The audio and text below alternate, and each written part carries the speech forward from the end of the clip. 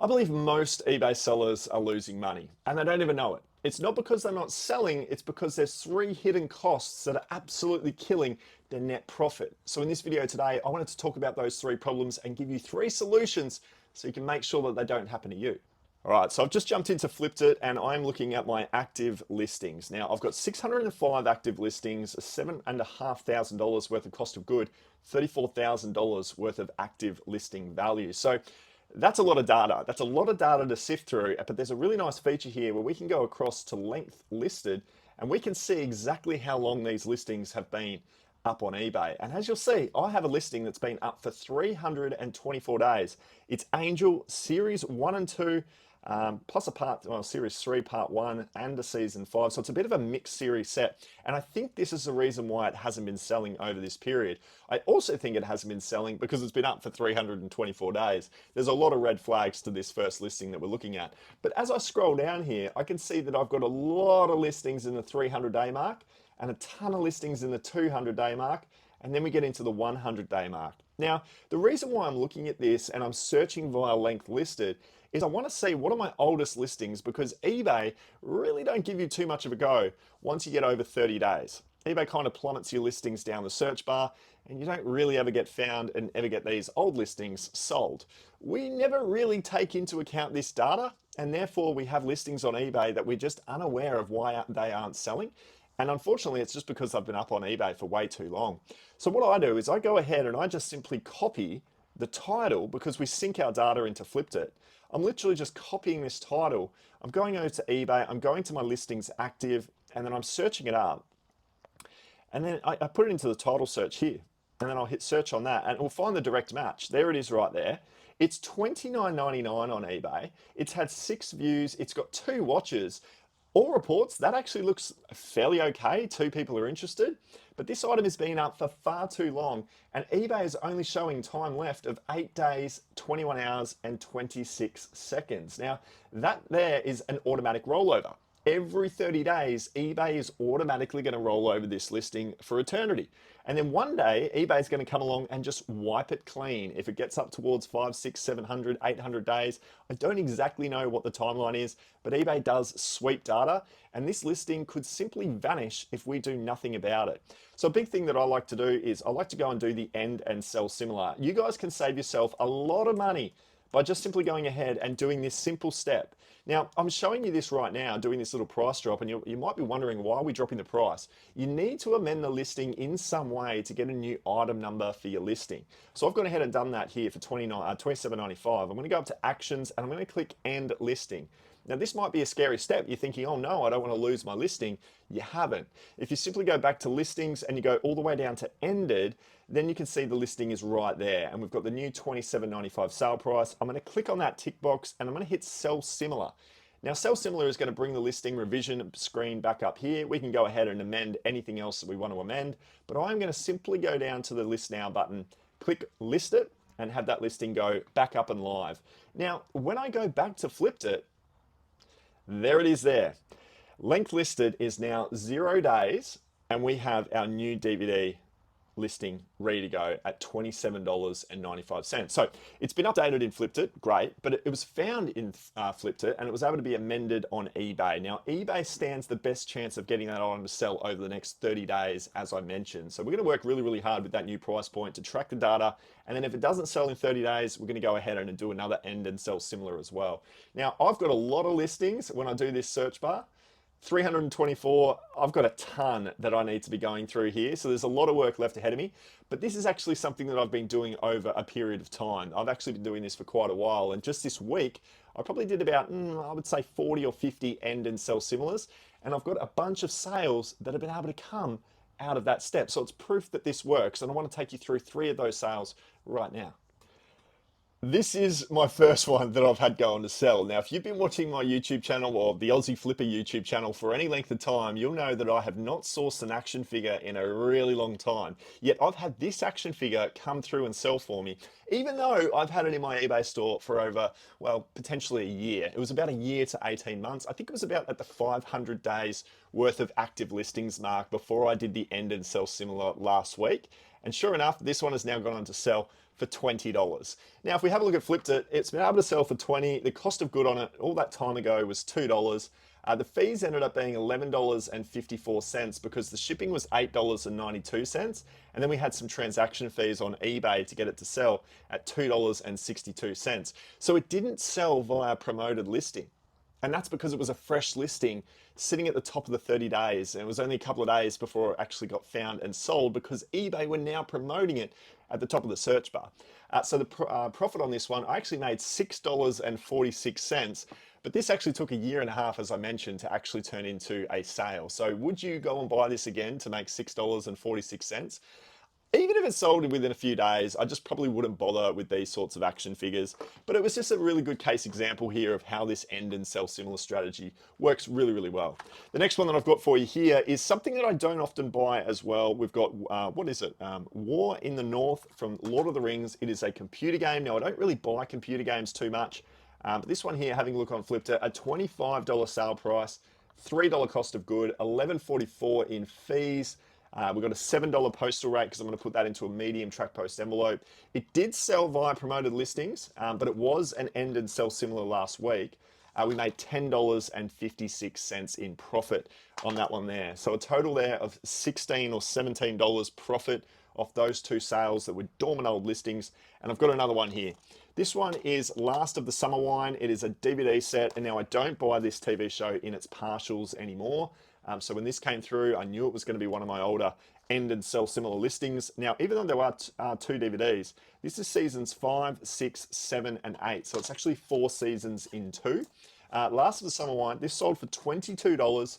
It was an $8 cost of good, believe it or not. I actually paid $4 each for these, which is just silly. I made $1.14 because it was shipping off $8.92 in a small padded mailer. It's sold via promoted listings, $3.21 plus 73 cents, added up to a total of $12.86. Caused me to make $1.14. That's why we don't do partial DVD sets anymore, guys. $8.92 to ship off 2 DVDs for a $22 sale price. That is nasty. But we can add that and make it an $18 profit on these 3 items. Not only is it $18 profit, remember guys, we do get our cost of good back. So we've got $8, we've got the $3, and then the figure was $2. So that's an extra $13 plus $18. We've got $31 getting paid out to us because of the end and sell similars that I was doing last week. That is fantastic for cash flow. And it's also fantastic because we get rid of items we actually no longer want. Now, the next hidden cost is all about underestimating postage charges, especially in the early days when you're first starting out. Australia Post has got the My Post Business discount that you can apply. You can build that up to some significant discount as a band 3 or band 4 or band 5. But when you're first starting out, you're typically a band 1 seller, and that's got some pretty heavy price points. Now that only just recently, a couple of weeks ago, Australia Post increased their price points for yet another run of pricing increase. So that was really tough to see, and it makes it even harder for those that are first starting out and selling on eBay. And if you're not aware of those postage charges, that can be an absolute killer to your overall profit, and it is for many. Now I've got this one here. This one was picked up in a recent Aussie Flipper video, Live Aid. I bought it for $4 about 2 weeks ago in that video. We ended up selling this. Now, when it's an item like this, it doesn't unfortunately fit in a medium envelope. Now, a lot of people, when they first start out, they don't actually know what this is going to ship in. Should it go into a box? Should it go into a padded mailer? Should it go into an envelope? You're not actually sure, will it even fit in an envelope? This is a small padded mailer send every single day of the week. And I know that with my Australia Post Band 5 discount, it's going to cost me $8.92 to ship off. I think it's about $10 though if I wasn't on a Band 5 discount. Now, if I go and have a look here on Flipped It, Live 8 DVD, this one sold for $24.95. I bought it for $4 in a thrift store. $13.35 was the fees. It did sell via promoted listing. There's my postage charge of $8.92. I ended up making $7.60 on this item. Now, if I was paying that $10 odd worth of postage fees, that's going to bring it down to about a $5 profit. If you saw this for $7 or $8 in a thrift store, you would instantly become unprofitable. We're only talking a few dollars between being profitable and being unprofitable with an item like this in a thrift store. And thrift stores are putting their price points up more than ever before. You could easily find this for $8 or $9 and think, oh, I saw that in a video on the Aussie Flipper. I'm going to go ahead and buy that. But the numbers say that you must be purchasing this for no more than $4 to $5, or $7.60 is going to whittle down very, very fast. So I always like to avoid the headache of trying to deal with these postage increases by going ahead and really raising my average sale price on the item. Because if you think about it, the ratio of percentage on a listing that's selling for $50 to $100, a $10 postal rate on a $100 item is only 10% of the total cost. But when you're talking about a $20 item, $10 worth of postage is actually 50% of the overall revenue that you're generating. So your margins are going to be really impacted by the postal service and what they choose to do with their price points. When it's impacted in the sense of going from $10 to $12 on a $100 listing, well, it's only 10 to 12% worth of your out-of-pocket cost. You're not seeing too much of a hit on your overall profit. Obviously, you're trying to buy that item at a very nice price of maybe 10 to 15 to $20, so there's some big, heavy amount of profit to play with. But that's just a really good example there around getting away from this issue of underpriced postage. I would recommend to just focus on a higher average sale price to kind of eradicate the need to stress about the postal rates that are always going up. That's the way that I'd be tackling it. That's the way I am tackling it. A lot of my ASP has increased over the last 18 months. I'm selling much more. I mean, if we have a look here, I'll go to my active listings. $57 is now my active store listing price. Okay, so that used to be in the 20s and 30s when I first started out. Reason being, I was trying to sell items like this that I showed you before. I was trying to sell these sorts of items that were partials. It's just not the way to go about it, guys, because as you've seen there, I think we made what was it, $1? Yeah, $1 on that DVD set. So, that's a perfect example of how the postage rates are just absolutely eating away at our overall profits. It's because we're not sourcing the right items to begin with in the first place. Here's another example of that, guys. We've got The Simpsons here as well. This one was actually one that I would buy again. It was a complete 7th season. It does sell typically pretty well. We got a $32 sale price on this. So that just makes the margins a little bit easier. You're buying it for $3. This one here was a $14.50 overall profit.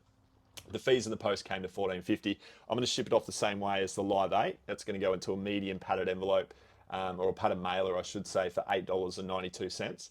$14.50 in fees, $14.50 in profit, selling it for $32 on eBay with a $3 buy price. So that 3 into 30 is so much more favorable if you're able to get things into a small padded mailer. So that's some more sales. What have I got? I've got 3 more, and I've got 1 more massive hidden cost that you guys need to know about. All right, I'm actually going to go through 2 more. The first one that I've got here is one that I have 100. I have so many listings of these, guys. We've got Harry Potter right there. So Harry Potter on DVD, every single movie in the collection there. This one sold for $29.95. It was an end and sell similar that I did last week. So I've got so many copies of this. I end and sold similar one that was sitting up for a couple of 100 days. And then we had the turnaround come through and sell, which was just brilliant to see. It made me so excited to see so many of these end and sell similars come through. And it was because I was tracking it via the longest listed. I wasn't just grabbing the next rollover. I was actually seeing what was the longest listed items, and I was getting them done first. So that was huge. All right, so $29.95. $10 is what I paid for this in a thrift store as a big lot bundle. $13.70 in fees. I've made $6.78 worth of profit. I'm putting that one into a padded mailer. It's going to go into a small padded mailer. I think 8 DVDs is the most that you can get into one of those small padded mailers. I wanted to talk about this one as well because this was a bad one. This is NCIS. It's seasons 1, 2, 3, 4, 5. We ended up selling this was an end and sell similar as well. $22 we got for it. I bought it for $10, $2 each. I bought this for so long ago. I would never do that again. $12 in fees. I lost 13 cents.